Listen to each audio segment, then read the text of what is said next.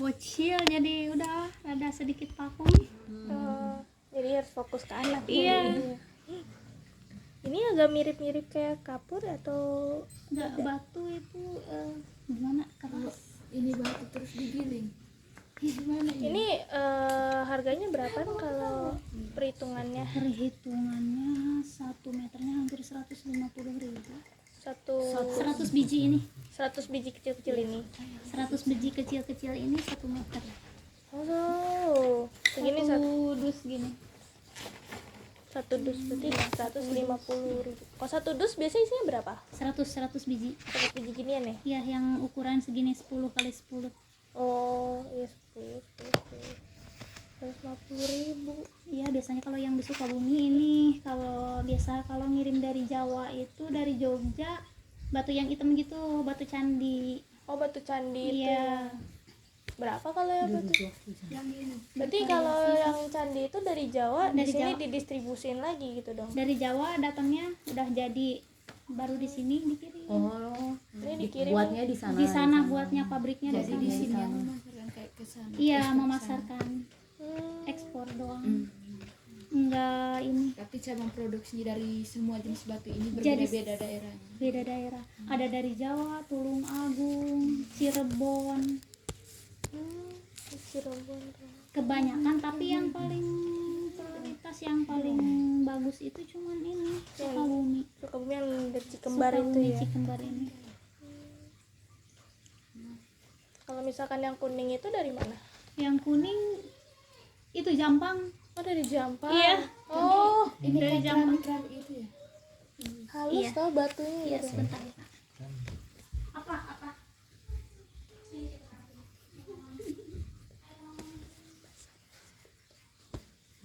Sabar-sabar. Kasih mati sana lama sekali. Tidak bisa namanya. Biarin HP dia. Ini. Nanti ini kita ini proses basa-basinya dulu. Kalau terlalu terpaku ini orangnya kagok. Mending ngobrol basa-basi. Iya, jadi ini Buktinya ternyata dari mana-mana kan. Gak cuma satu tempat. Ini apa? Apa? Ini kardus. Ya buat Ya buat ini bungkus ini kan.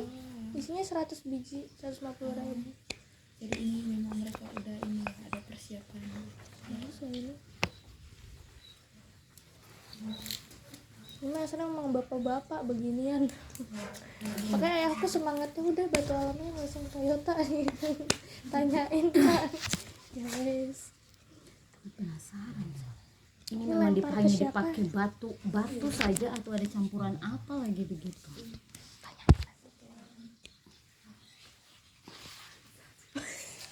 Kerekam. Masa nge-record? Bapaknya lagi di Oh, mana? batu jenis green apa ini tadi? Greenstone. Greenstone. Greenstone. Emang bagus banget kalau nggak di itu ini. Ini apa dari mana? Kayak Dari candinya. iya itu yang dari Jawa itu. Dari Jogja.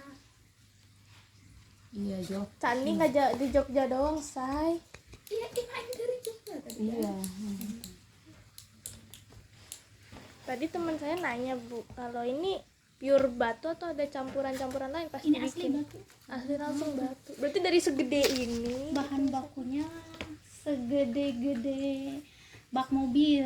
Oh. Dari tebing itu pakai beko, Hmm. dari tebing terus dibawa ke pabrik, Langsung di langsung di pabrik diproses, di apa Di-cutting namanya, gitu. di cutting, ya benar begitu. Jadi seperti ini nggak ada campuran, bukan cetakan, bukan ini. Oh, saya pikir di ini dulu, digiling dulu batunya Enggak. nih, baru Iya, dikira dicetak. dihancur Langsung jadi dipotong. pluk gitu. Jadi ini asli emang Asli. batu dari gedenya itu. Asli. Langsung dari tinggal besar. dipotong-potong, saya dibagi-bagi sesuai ukurannya. Iya, Berarti di seperti itu. Cikembar pure Tapi greenstone. Iya, greenstone itu. Ukurannya segini doang apa ada yang lebih Ada gede lagi yang lebih daripada besar, ini? gitu terserah gimana permintaan Permintaan klien. Konsumennya. Iya. Gimana mau yang segede gini 15 kali 15, 10 Bisa kali aja. 10, gimana aja langsung dibikin. Oh, jadi dibuatnya sesuai permintaan. Iya, aja. sesuai permintaan aja. Tapi dari Tapi sana hitungan harganya masih sama kayak 10 kali 10 gitu. Beda. beda. Beda. Berarti yang sering orang pesan ini yang golden ini. Iya, Sering tapi lebih bagus yang 10 kali 10 itu yang banyak pesan. Oh, jadi yang kayak gini. Ini bisa diminta tuh.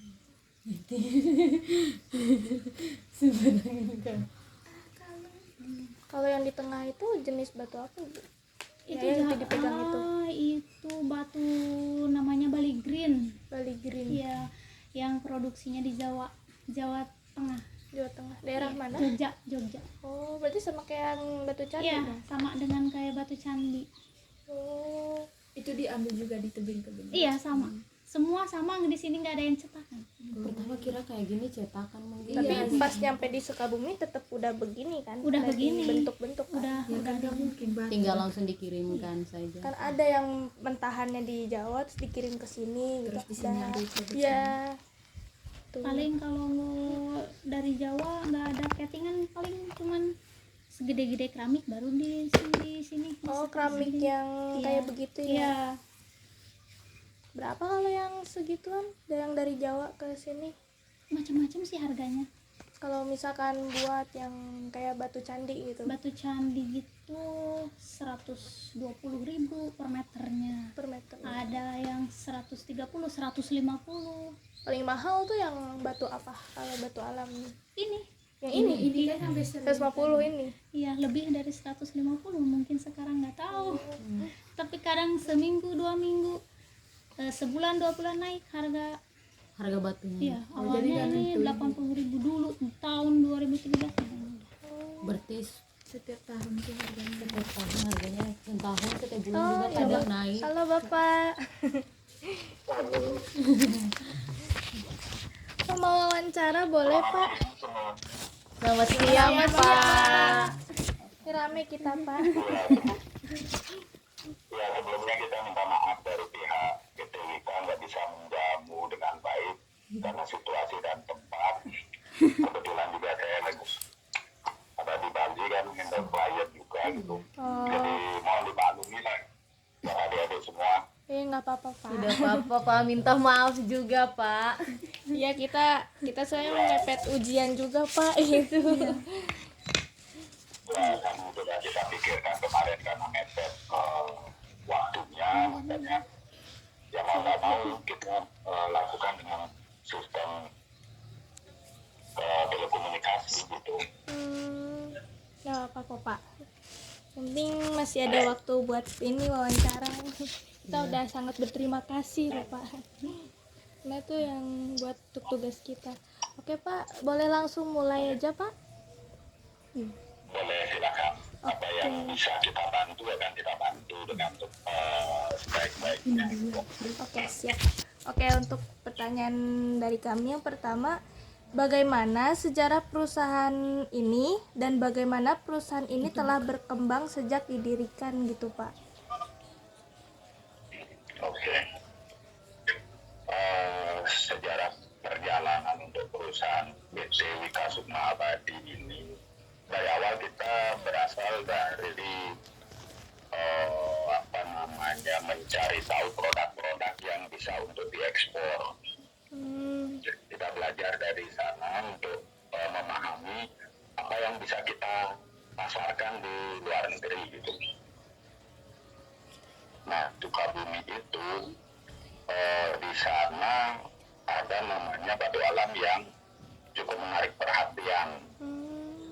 Begitu. Awalnya dari sana kita coba pasarkan dan kita pahami dulu karakter batunya dan segala jenisnya. Jadi dari itu kita mencoba untuk memasarkan produk itu dan ternyata banyak peminat gitu. Setelah banyak peminat kita coba pasarkan, ternyata bisa masuk di pasar internasional. Nah, setelah berjalan beberapa tahun, jadi kita mencoba untuk mewadahi dengan membuat sebuah perusahaan yang namanya PT Wika Sukma Abadi. Cuman di sini kalau kita berbicara perusahaan ekspor itu ada dua jenis, ada ekspor yang produksi dan ada ekspor yang non produksi. Jadi kebetulan kita mengambil posisi di ekspor yang non produksi. Nah, di sana ada nilai plus dan minusnya gitu. Nah, dari ekspor produksi, jadi mereka akan punya produksi sendiri, mempunyai barang sendiri untuk bisa diekspor. Tapi kita yang ekspor non produksi bisa mengembangkan barang apapun yang bisa diekspor yang penting bisa mengikuti standar nasional kita dan mengikuti aturan yang ada di Indonesia. Semua produk bisa kita pasarkan tanpa memilih-milih. Dalam artian kalau dia ekspor produksi, berarti dia akan menentukan produknya sendiri dulu. Jadi bedanya ada di sana. Tapi kalau kita ekspor non produksi, bisa mengekspor segala jenis yang menurut kita bisa diekspor. Terus melalui proses perizinannya, bisa enggaknya keluar negara, ya kita akan ekspor gitu. Gitu. Kalau Jadi sejarah berdirinya berawal dari kita mencoba mencari tahu produk-produk apa yang bisa laku di pasaran. jadi keren. Bisa dipahami atau kurang bisa dipahami? Oh, paham kok Pak, paham. Jelas kok suaranya Pak. Kita paham ceritanya. Oke. Terus kalau misalkan bagaimana perusahaannya Bapak ini bisa berkomitmen terhadap inovasi dan perkembangan teknologi dalam industri di batu alam ini? Kita mengikuti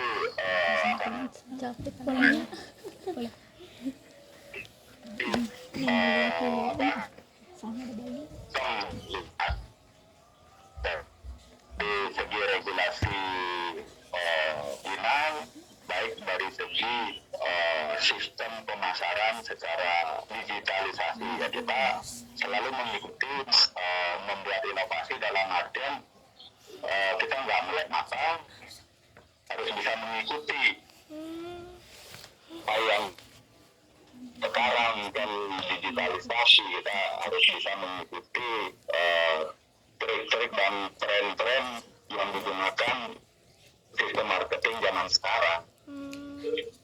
Kira-kira contoh maksud dari marketing yang Bapak geluti sekarang tuh kayak gimana? Misalkan jual di online kah atau lewat lembaga kelompok atau kayak bagaimana Pak? Untuk saat ini kita selalu menggunakan dalam sistem seperti sedikit e-commerce, tapi bukan real e-commerce karena kita tidak masuk dalam wadah e-commerce secara keseluruhan. Dalam artian kita tetap menggunakan dunia internet dengan mencari tahu eksportir ya importir luar negeri yang memerlukan batu alam melalui internet dengan menggoogling. Dan di saat kita menggoogling, kita mencoba mencari tahu data-data mereka, baik itu email maupun WhatsApp.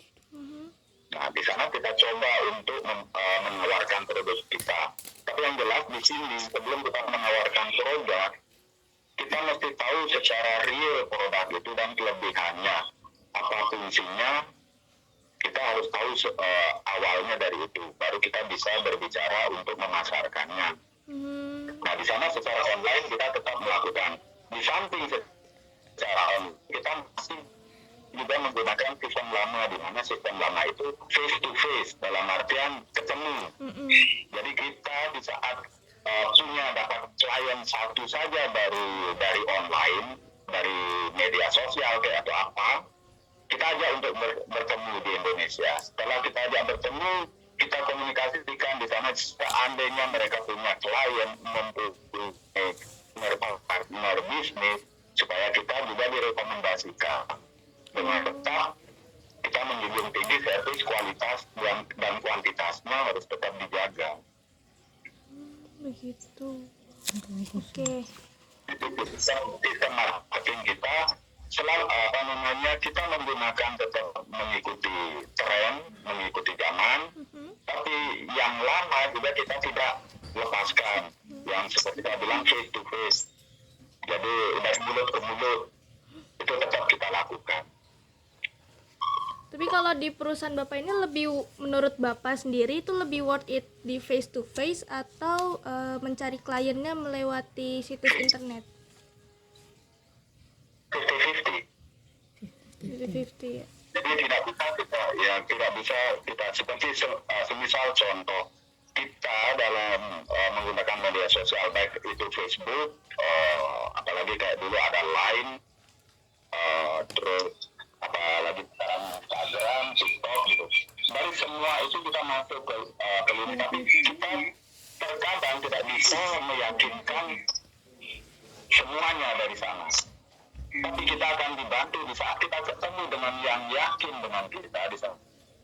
Kita ketemu dengan yang yakin dengan kita di sana, kita akan melakukan mulut-mulut lagi, dalam artian berpesan kepada mereka kalau mereka sudah terima barang kita dengan baik, kualitasnya baik, servisnya baik, agar bisa merekomendasikan ke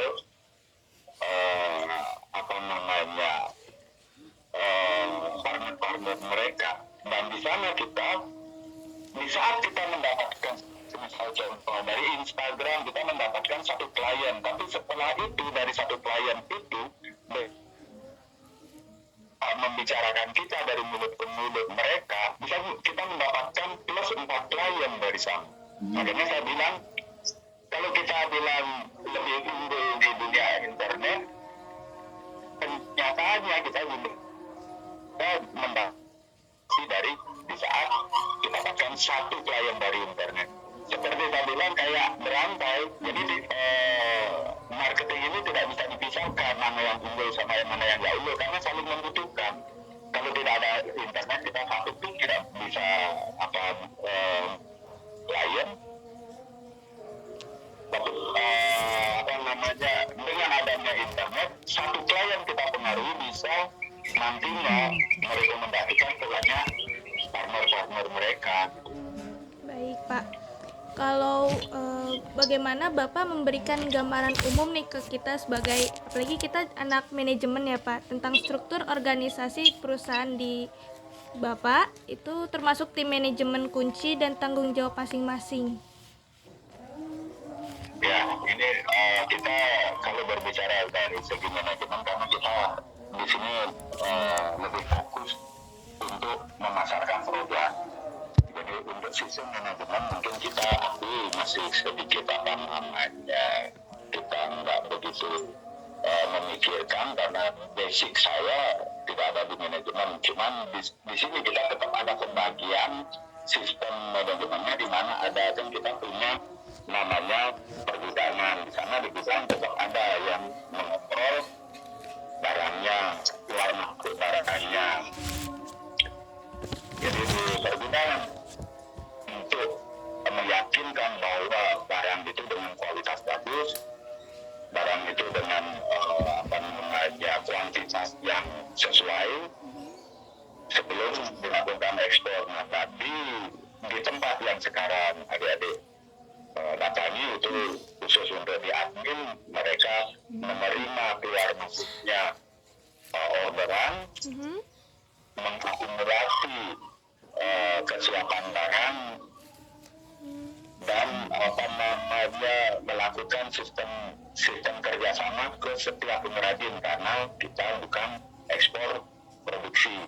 Jadi di sana ada tugas di admin itu melakukan negosiasi dan transaksi kepada setiap pengrajin. Oh, oke, baik Pak. Kira-kira apa nilai inti yang menjadi landasan bisnis perusahaan Batu Alam ini, dan bagaimana nilai-nilai tersebut tercermin dalam keputusan perusahaan? Baiklah, bisa diulang. Apa nilai inti dari landasan bisnis perusahaan Batu Alam ini, Pak? Inti dari landasan Batu Alam ini untuk membangkitkan UMKM kecil biar bisa go internasional produknya. Oh, oke. Luar biasa. Oke, siap Bapak. Oke, kalau bagaimana perusahaan ini mengukur dan memastikan keberlanjutan serta tanggung jawab sosial dari perusahaan? Kita senantiasa selalu mencari produk-produk yang bisa diekspor ke luar negeri, sehingga di sana kita tidak berfokus untuk sementara kita berfokus pada batu alam dalam produk yang sudah teruji dengan bentuk lantai, tapi kita dibimbing tetap menginovasi, akan mencarikan solusi-solusi ke depannya untuk menjadikan lebih up to grade, dalam artian bisa mengolah batu ini tidak hanya untuk bahan bangunan, tapi bisa untuk sebuah merchandise seperti handicraft kerajinan tangan. Cuma di sini kita masih butuh proses untuk melakukan kegiatan itu, mengingat juga kita sebelum melaksanakan harus membina SDM yang secara kebetulan SDM kita masih benar-benar belum bisa untuk dikatakan standar internasional. Kita tantangannya sekarang kita sebelum kita melonjak lebih tinggi dalam hal ekspor, kita memperbaiki SDM-nya. Iya benar, betul sih. Tapi inovasi itu kita tetap lihat, karena inginnya keberlanjutan ekspor ini, inginnya keberlanjutan UMKM ini bisa tetap di internasional, bisa tetap berproduksi dan bisa tetap berjalan. Maka dari itu kenapa saya dulu memilih ekspor non produksi. Dengan ekspor non produksi kita bisa mengembangkan lebih banyak, karena kita tidak akan terlalu fokus dengan produksi kita sendiri, tapi kita akan fokus di bagaimana caranya setiap UMKM bisa memasarkan produknya ke luar negeri tanpa mereka harus ribet lagi mengkalkulasi bagaimana itu ekspor. Jadi kita kepanjangan kami dari UMKM itu untuk bisa barangnya ke luar negeri gitu.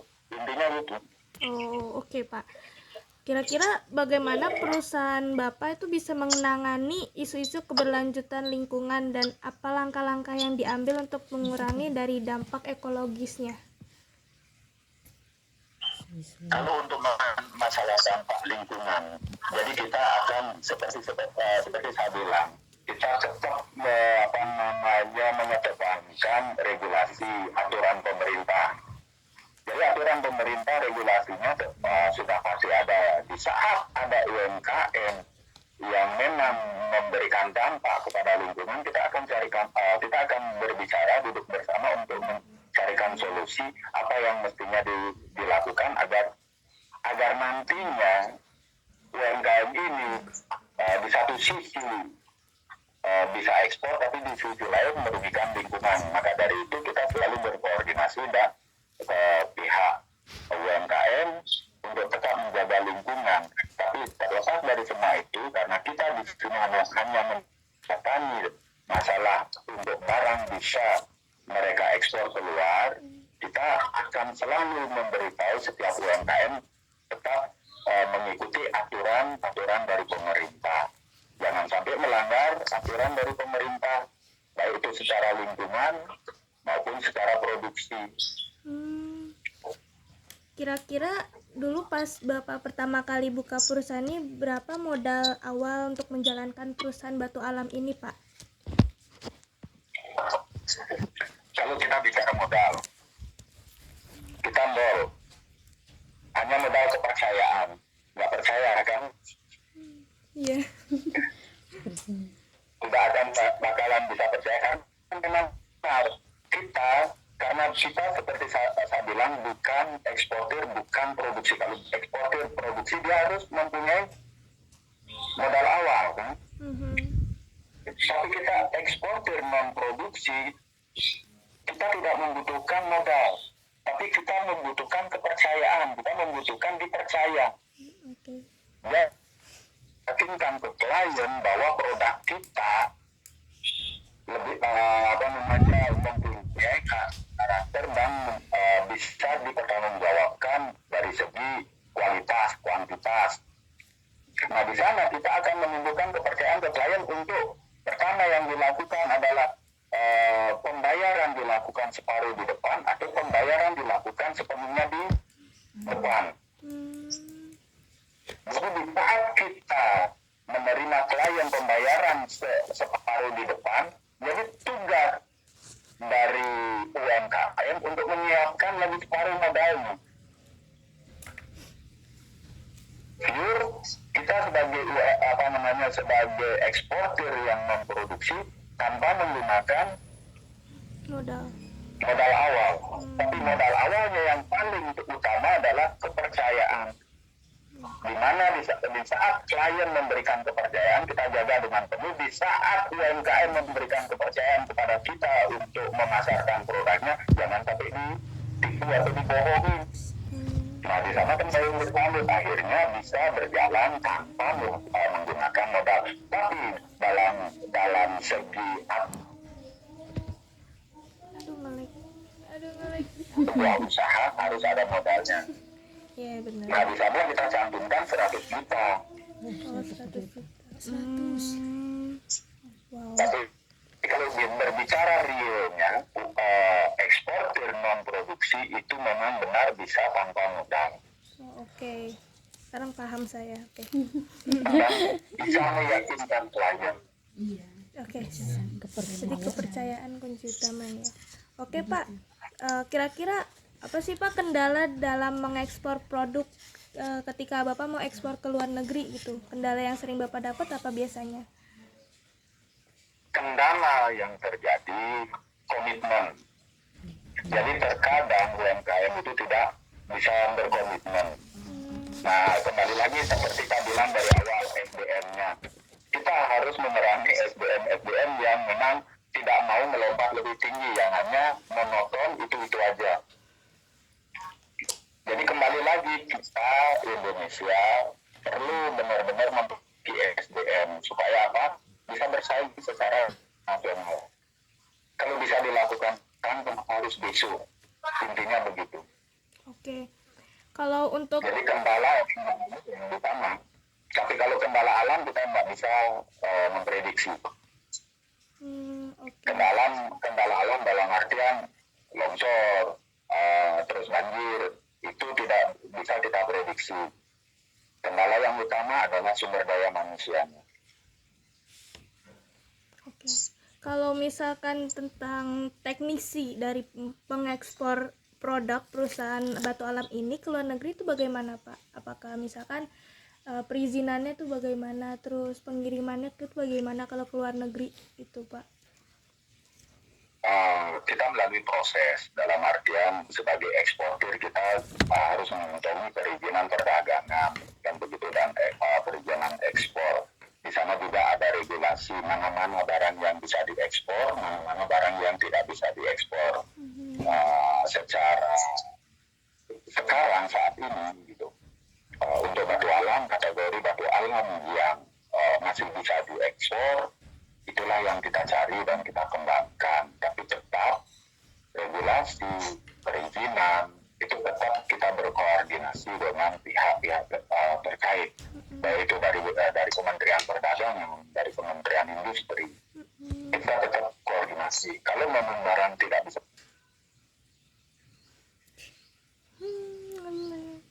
mempertanyakan alasannya apa dan bentuknya bagaimana, tetap kita akan tanyakan. Oke.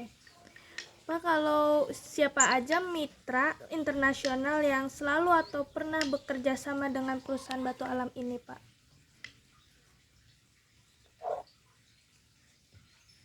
Saat ini kayaknya rada putus-putus, bisa diulang. Oh ya Pak, saya ulang ya di internetnya nih. Kira-kira siapa aja mitra internasional yang selalu atau pernah bekerja sama dengan perusahaan batu alam Bapak ini? Jadi yang ditanyakan mitra lokal. Mitra internasional, Pak. Karena kan ini lebih sering eksportir kan. Iya, kita itu ada dua mitra. Mitra lokal kita bekerja sama dengan UMKM.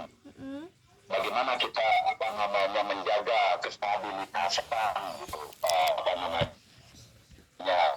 mitraan kita bersama UMKM ya, sama ya saling support dan saling mempercayai satu sama lain. Demikian pula mitra di internasional di mana yang sudah kontinu, bahkan sampai saat ini kan kita memang PT Wika Sukma Abadi mungkin berdirinya mudah sekali, tapi kita bukan ekspor sebelum berdirinya. Jadi ada klien yang sampai 10 tahun tetap bisa mempercayai ke kita, karena di sana seperti saya bilang kita tetap menjaga apa namanya klien kita dengan sistem